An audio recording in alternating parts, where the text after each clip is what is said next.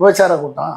விஜய் அண்ணா கல்யாணம் பண்ணிக்கிறோம். அண்ணாவா இருந்தாலும் அண்ணாவாகவும் இருப்போம், தங்கச்சியாகவும் இருப்போம், நாங்கள் தங்கச்சியாக இருப்போம், அக்காவாக இருப்போம், பொட்டாட்டியாக இருப்போம்னு சொல்லக்கூடிய ஒரு விபச்சாரிகள் நிறைந்த ஒரு ரசிகர்கள். பாத்தீங்களாமாக்கா, டிவி கேஞ்சில ஒரே ஒரு கட்சிக்கு சப்போர்ட் இருக்க ஒரே ஒரு காரணத்துக்காக தமிழ்நாட்டில் இருக்க பாதி பொண்ணுங்க, அப்படின்னா டிவி கட்சியில இருக்க மொத்த பொண்ணுங்களையும் பார்த்து விபச்சாரின்னு சொல்லி இருக்குமாக்கா. நீங்களே கொஞ்சம் யோசிச்சு பாருங்க, இந்த மாதிரி கேவலமா வேற எந்த கட்சி அதை பேசியிருக்கா?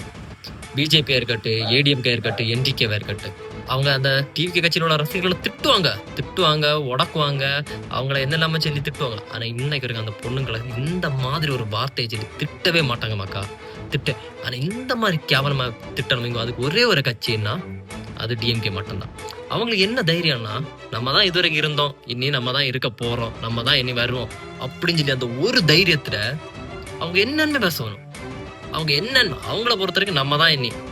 அப்ப நம்மளை சுத்தி அவன் என்ன சொன்னா நம்மளை எதிர்த்து கொஸ்டின் கேட்கானா அவனை அடிச்சானா உள்ள தூக்கி போடலாம். அப்படிதான். கொஞ்சம் அது யோசிங்க மக்கா. இங்க மக்களுக்கு நல்லது பண்ண வந்தா நீங்க மக்களுக்கு நல்லது பண்ணுங்க. அதை விட்டுட்டு மக்களே அவ்வளவு கேவலமா நீங்க பேசும்போது எப்படி அவங்க உங்களை நம்பணும்? எப்படி நீங்க அந்த அளவு தைரியமா இருக்குதுயா? நம்ம தான் இன்னின்னு சொல்லிய தைரியம். அந்த தைரியம் இல்லைன்னா நீங்க இப்படி பேசவே மாட்டீங்களா? அந்த தைரியம் இருக்கனால தானே நீங்க இப்படி பேசுதியா? இப்பெல்லாம் தான் என்ன சொல்லியானா மக்கா, உங்க ஓட்டு உங்க கையில மக்கா. நீங்க யாருக்கு ஓட்டு ஆனா கொஞ்சம் யோசிச்சு போடுங்க மக்கா. சுத்தி என்ன நடந்துன்னு யோசிங்க மக்கா.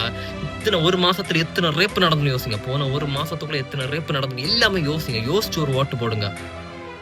5 வருஷத்துக்கு ஒரே ஒரு நாள் போடிய ஓட்டு தான். அந்த ஒரு நாள் போடிய ஓட்டுல தான் நம்ம 5 வருஷம் அடங்கி இருக்கு.